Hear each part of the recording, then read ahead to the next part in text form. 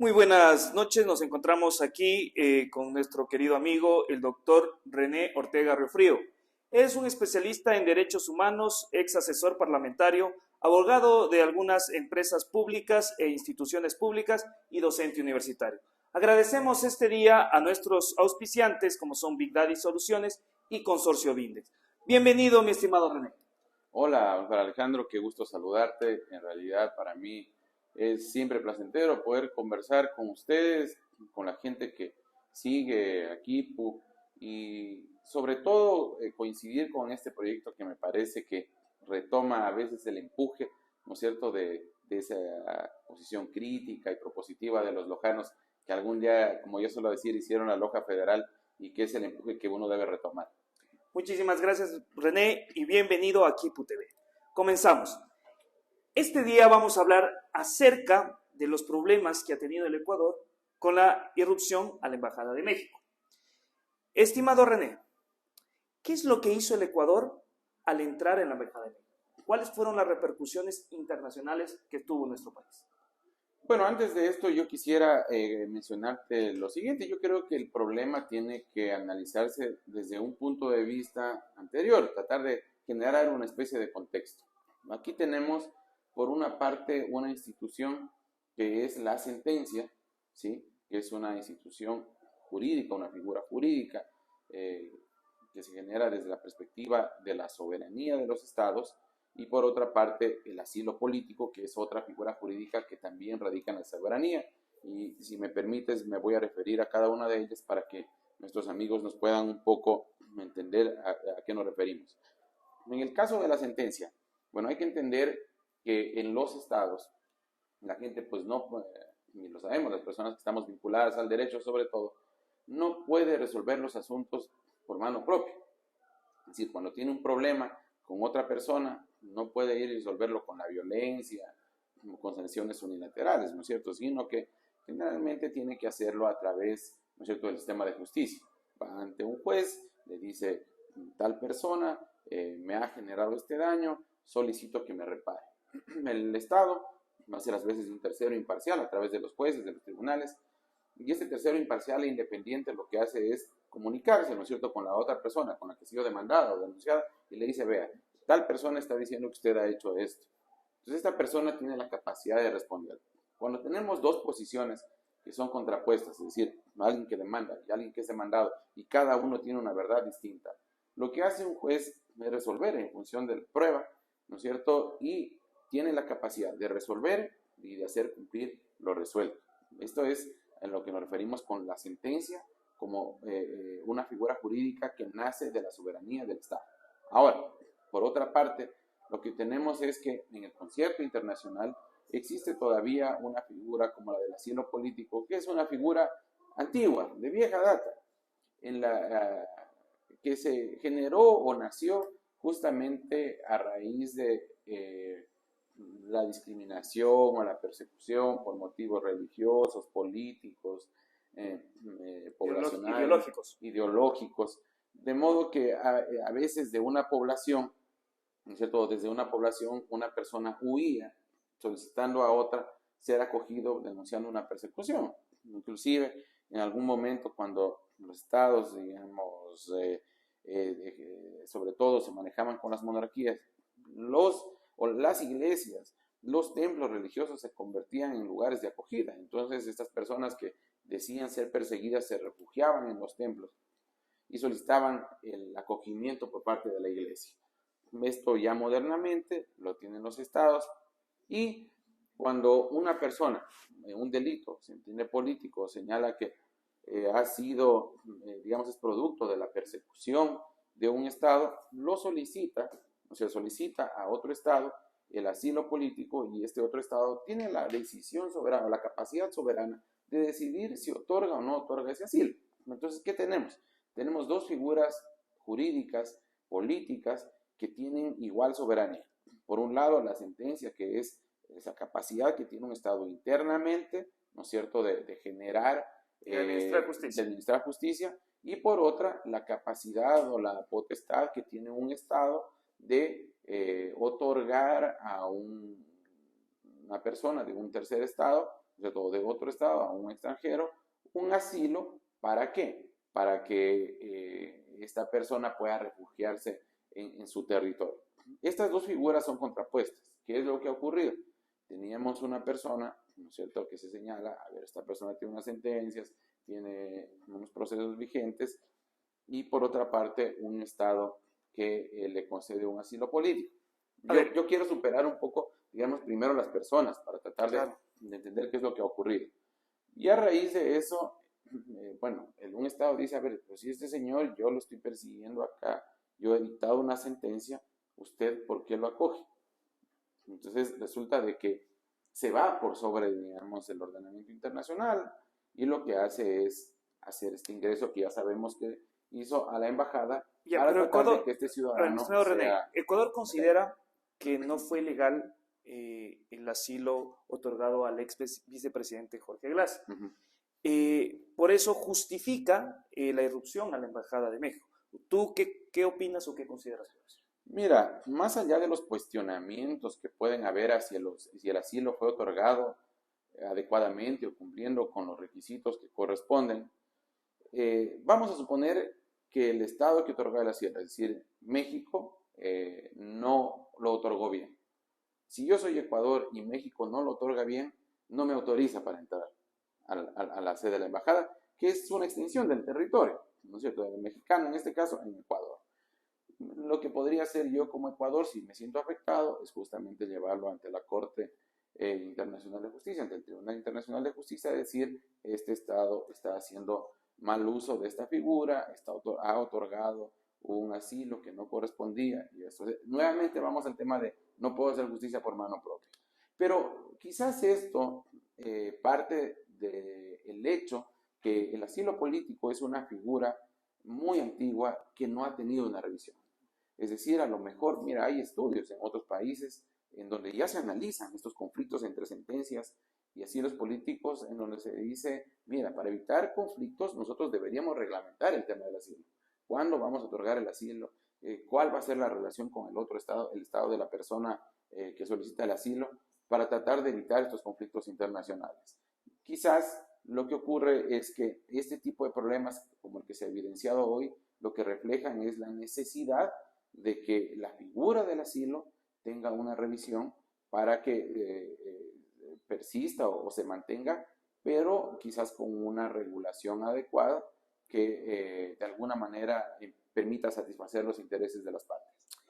Existieron dos reuniones, una solicitada por Ecuador ante la OEA y otra solicitada por México.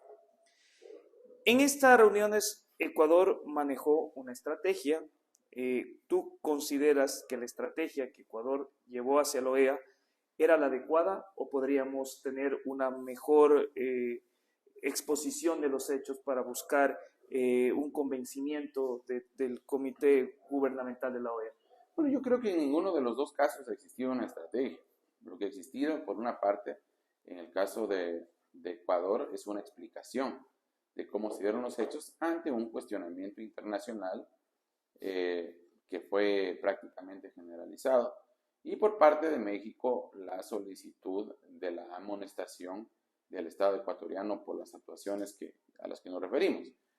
Me parece que de Maduro se caía el hecho que los estados iban a amonestar, porque de alguna manera el ordenamiento internacional, la institucionalidad jurídica internacional, la arquitectura internacional, se sostiene sobre estos instrumentos, sobre estas figuras, y si un Estado decide irse por sobre ellas, lo que amenaza es justamente ese orden internacional. Entonces todas iban a respaldar la vigencia de esas instituciones. Lo que debería un poco a nosotros llamarnos la atención es cuál ha sido la posición de la gente.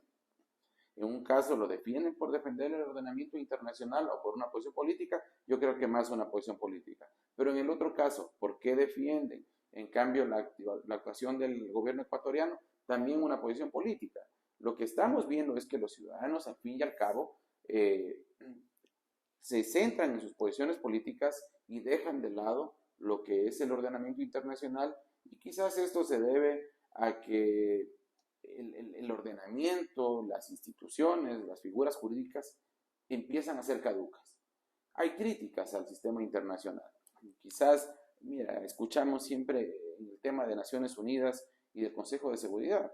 Tú tienes, en el mundo son 193 estados, si mal no recuerdo, la mayor parte de ellos son parte de las Naciones Unidas, y resulta de que entre todas estas naciones hay 5 que tienen poder de veto, ¿no es cierto? Los 4 ganadores de la Segunda Guerra Mundial más China. Es decir, que si el resto decide una cuestión y uno de estos se opone, se acaba la decisión. Esa arquitectura internacional, esas instituciones están en entredicho, y por ello tú empiezas a ver, así como existen figuras, digamos, alineaciones o alineamientos más correspondientes a Naciones Unidas, empiezan a emerger, por otro lado, organismos subregionales o regionales que tienen otras propuestas. Económicamente, así como tienes un G7, un G8, un G20, tú tienes unos BRICS, que ya no solamente hoy agrupa a Brasil, Rusia, India, China y Sudáfrica, sino que inclusive han convocado, ¿no es cierto?, la participación de estados como Irán, Emiratos Árabes Unidos, Arabia Saudí, Egipto, Etiopía y Brasil. Argentina, Argentina sabemos que no, decidió no participar. Entonces, vemos que lo que está quizás en cuestión son la arquitectura internacional, las figuras tradicionales y las instituciones, y que eso es algo que ya se demanda por parte no solamente de los estados, sino sobre todo de los ciudadanos, que son los que sostienen esos estados.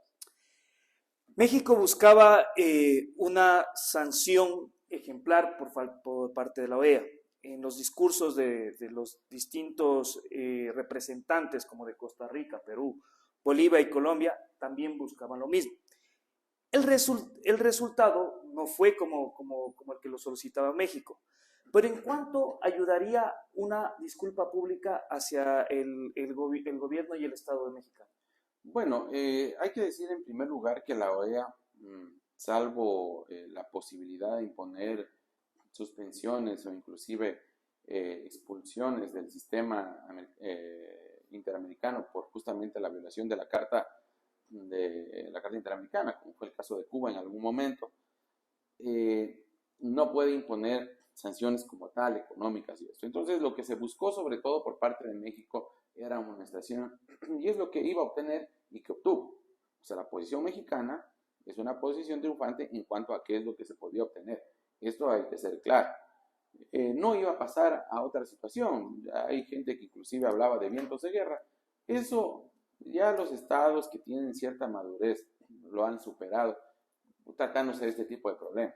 La guerra, siendo un último recurso, se da en casos como los que tristemente vemos en este momento en Oriente Medio, y llegan ante justamente la imposibilidad del sistema político y diplomático de permitir alcanzar acuerdos. Entonces, lo que obtuvo México es lo que podía obtener, y Ecuador está llamado justamente a escuchar esas reprimendas internacionales, y lo que se ha solicitado es este pedido de disculpas, un pedido de disculpas públicas que es importante. Es importante en cuanto la relación de los estados tiene que estar plenamente restablecida. Los estados van a continuar cooperando en distintas esferas. En lo privado van a continuar cooperando, pero en lo público necesitan seguir cooperando. Hay temas internacionales importantes que los dos estados tienen que ver en momentos en que, por ejemplo, las migraciones internacionales y las nuevas oleadas como las que se presentan hoy desde América Latina hacia Estados Unidos imponen la necesidad de cooperar con estados de paso como el de México. Otros temas importantes, económicos, los de tratados de libre comercio o simplemente de comercio, la vinculación a organismos como la Alianza del Pacífico y otras, nos imponen la necesidad de dialogar. Entonces, las disculpas públicas es algo que no se debe pasar desapercibido o por desapercibido, sino que tiene que atenderse y tiene que hacérselo, no solamente respecto del Estado mexicano y de su gobierno, sino de su pueblo, ¿sí? Esto se ha verificado en otros casos. Ocurrió en el caso de la invasión a Angostura, en Ecuador, por parte del Estado colombiano y del gobierno colombiano en 2008, si no mal no recuerdo, e inclusive ello permite que no se escalen en las vías, que a veces persiguen los estados perjudicados. Recuerdo que me parece Ecuador había empezado ya alguna acción contra Colombia y luego de las peticiones de disculpas de Colombia se dejó insubsistente. Claro, fue retirada la demanda de Ecuador contra Colombia, se retiró esta demanda y dialogaron los países. Igual hemos tenido casos de Perú contra Ecuador, recuerdo alguna vez, me parece que es el año 2010 o 2009, por algún tema de contaminación del río Amarillo, sí que es un afluente de un río binacional. Los estados generalmente dialogan, piden las disculpas del caso, se comprometen a enmendar lo que corresponda y queda hasta allí. Espero yo que ahora, y creo que se va a dar, de hecho he leído que ya empezó a hacerse un acercamiento, el Estado ecuatoriano formule esa petición de disculpas, haga el acercamiento al Estado mexicano y pues esto sea superado a la brevedad posible. México ya realizó la demanda ante la CIJ y existen sus claras pretensiones. ¿Tú crees que Ecuador perdió la oportunidad de demandar más bien a México por un asilo entregado de una manera no tan legal ni tan de acuerdo a la norma que establece el derecho internacional? Mira, nosotros trabajamos en el derecho y te voy a comentar algo que yo les suelo decir a mis clientes.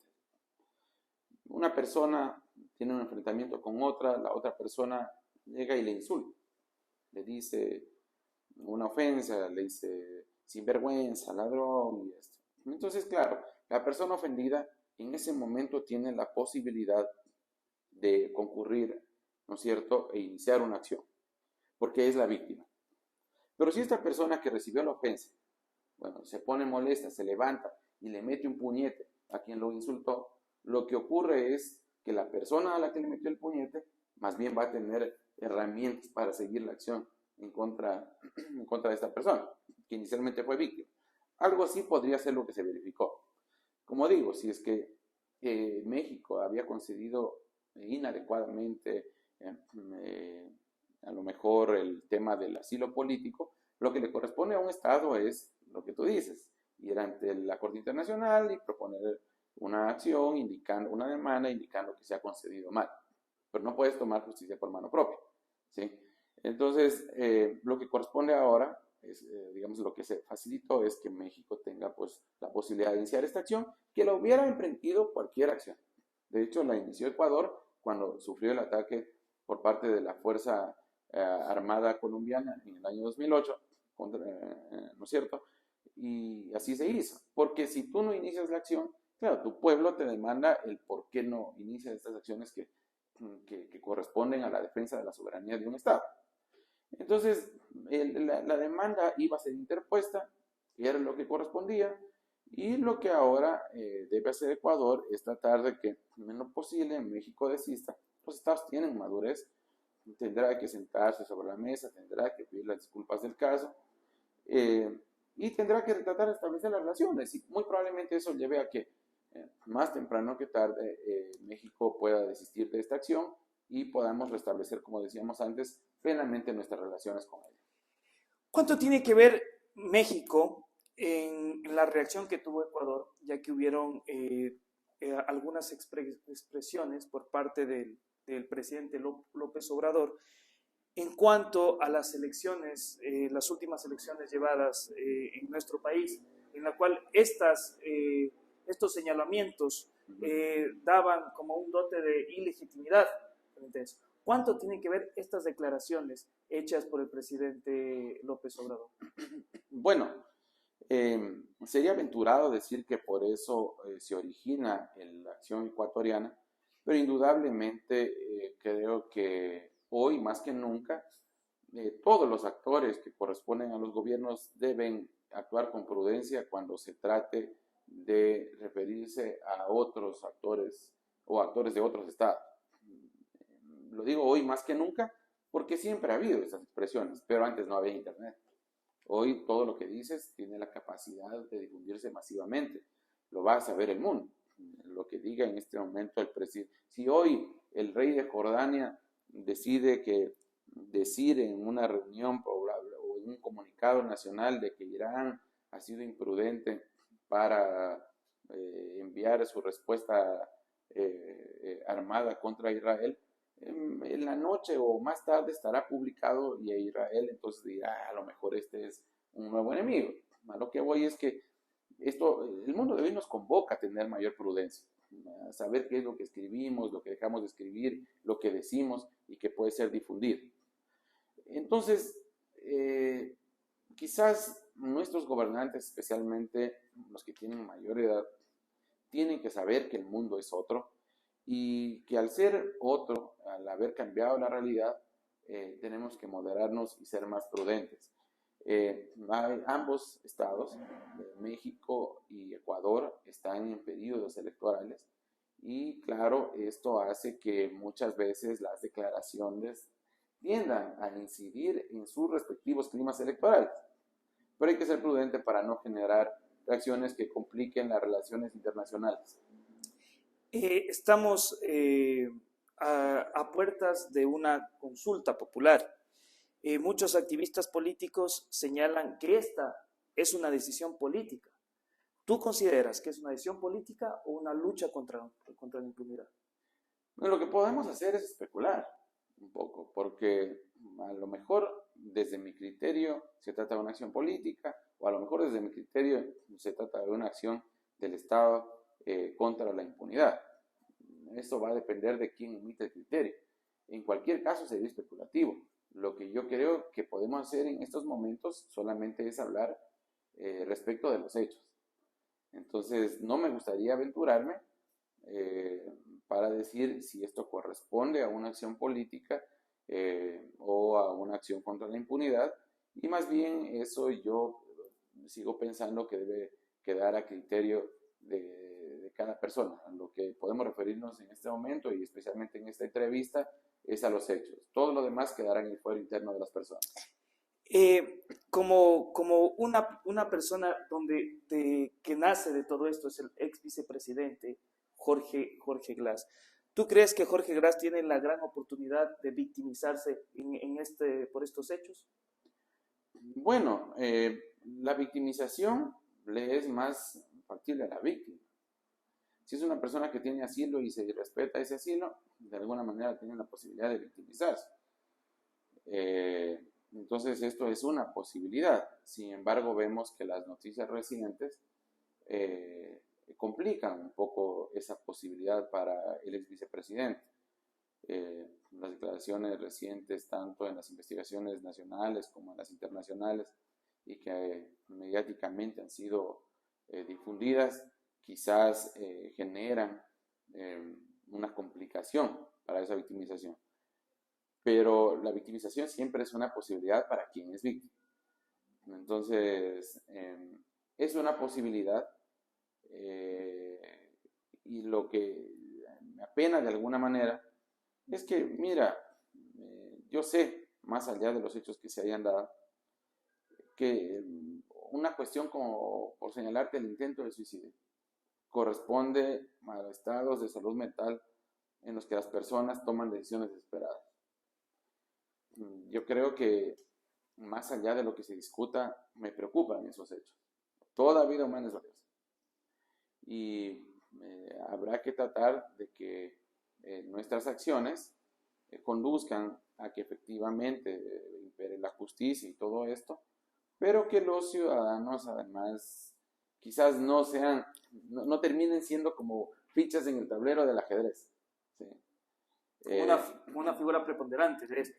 Sí, por eso inclusive trato de excluir a veces a las personas para hablar de las instituciones. Entonces, vamos a ver cómo se dan los hechos. Me parece que hoy por hoy tenemos por una parte el triunfo categórico de la posición mexicana en cuanto al tema de la embajada. Es una posibilidad el hecho de que el presidente, ex vicepresidente Jorge Glass, sea solicitado de vuelta porque había un asilo político concedido. Y lo que habría que ver es cómo esto es recibido también por la población, más allá de que no debe ser desde la perspectiva de lo que opina la gente, cómo actúan los estados, ¿no?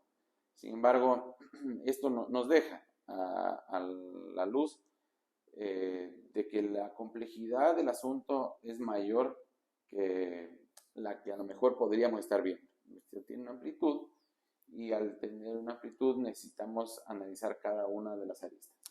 Si bien Ecuador recibió la condena por la irrupción a la embajada mexicana por 29 países en la OEA, pero muchos de estos países en sus discursos señalaron que el asilo no debió haber sido entregado al ex vicepresidente Jorge Glass de esa manera.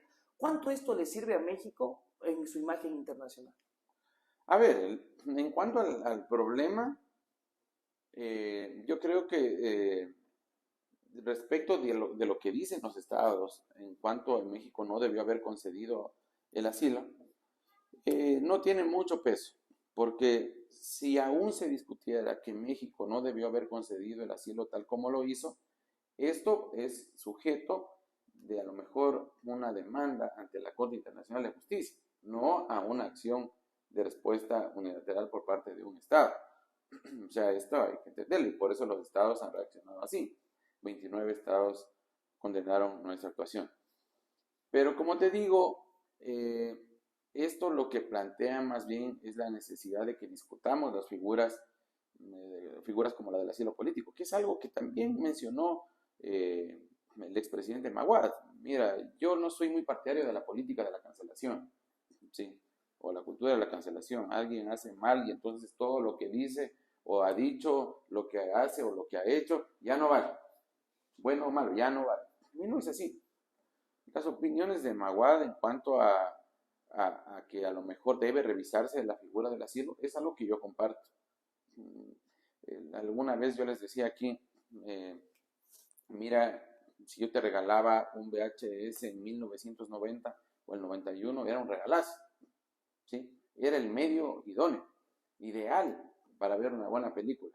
Si te entrego hoy un VHS no te sirve. No te sirve porque es un medio caduco.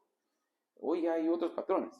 Lo mismo pasa con las instituciones y con las figuras y con muchas figuras jurídicas, ¿sí? Quizás estaban bien para ciertos tiempos en cierta forma, pero hoy, si quieren mantenerse, deben acondicionarse a los tiempos.